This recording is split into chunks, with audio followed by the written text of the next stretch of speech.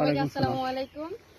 আর আজকে আপনারা আমাদেরকে দেখতে আসছেন, তার জন্য আপনাদেরকে অসংখ্য ধন্যবাদ। কারণ আপনারা সবাই যদি আমাদের পাশে থাকেন, আমরা অনেক সামনে এগিয়ে যাব। তো আমরা গত 3 বছর হইতেছে যে আমরা খেলা স্টার্ট করছি মুজিব স্যারের মাধ্যমে।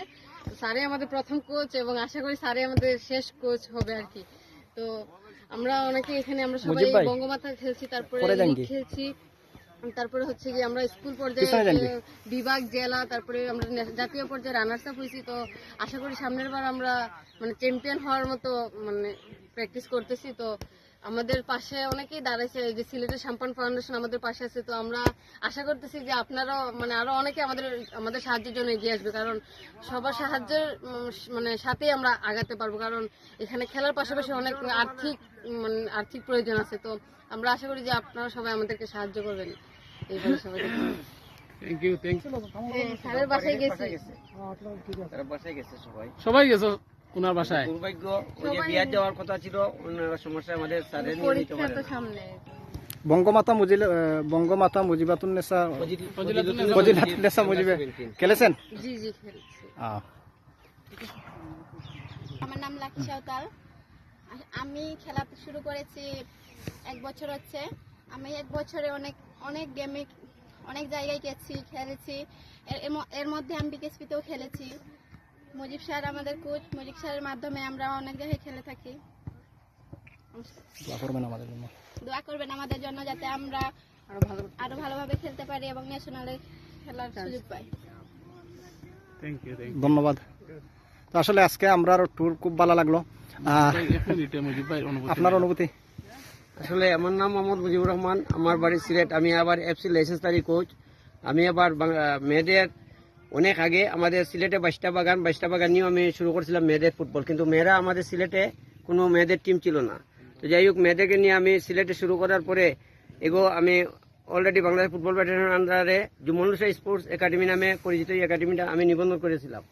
পরে কোনো কারণবশত আমি ওই একাডেমি থেকে ওই সাম্পান ফাউন্ডেশন আমার পাশে দাঁড়ান নিয়ে আমি ওই যে সুরমাতে করোনাকালীন সময় আমি সিলেটে একটু এই রাগিব স্পোর্টস একাডেমি ছিলাম। কিন্তু কোনো কারণবশত এখান থেকে সরার পরে আমি হুট করে আজকে আমাদের এক স্যারের পাশে যাব।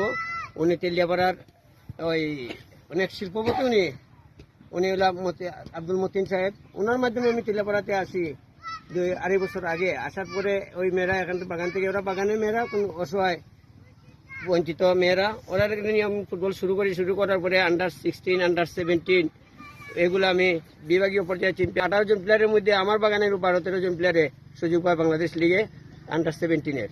যাই হোক, আমার মেয়েরা অনেক আগাইছে। এবার আমি আশা করছি, গেছে ইয়েতে আমার সন্না 60,000 টাকা পাইছে। এই বরিশাল এফসিতে খেলছিল বাংলাদেশকে। এবার আমার অনেক মেয়েরা উত্তরা একটা ক্লাব আছে, উত্তরায় আমাদের করছে। তো আমার 10 থেকে 12 জন প্লেয়ার উত্তরা ক্লাবে সুযোগ পাবে। তো আমার মেয়েদের জন্য সবাই দোয়া করবেন। ওরা যেন বাগানের মেয়েরা ওরা দাঁড়াইলে ওরা একটা পর্যায়ে যেতে পারবে। আমার অনুরোধ সাবিলিল্লাহ এই প্রজেক্টকে, আপনারা যে সিলেট থেকে এত কষ্ট করে আমার বাড়ি সিলেটে থাকায় আপনারা এদিকে আসছেন, আসায় আমার মেয়েরা অনেক উপকৃত হবে আপনাদের মাধ্যমে। আমার অনুরোধ, সবাই যদি আমরা ওদের পাশে দাঁড়াই, তাহলে ওরা আজকে বাংলাদেশ লিগে অনেক মেয়েরা খেলবে, আর খেললে একটা ফ্যামিলিকে দাঁড় করতে পারবে। ধন্যবাদ।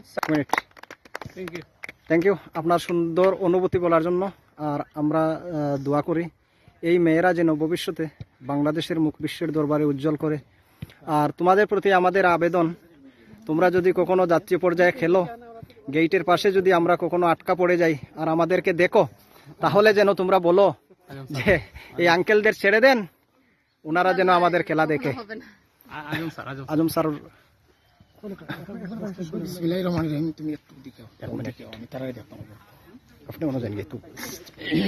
বিসমিল্লাহির রহমানির রহিম।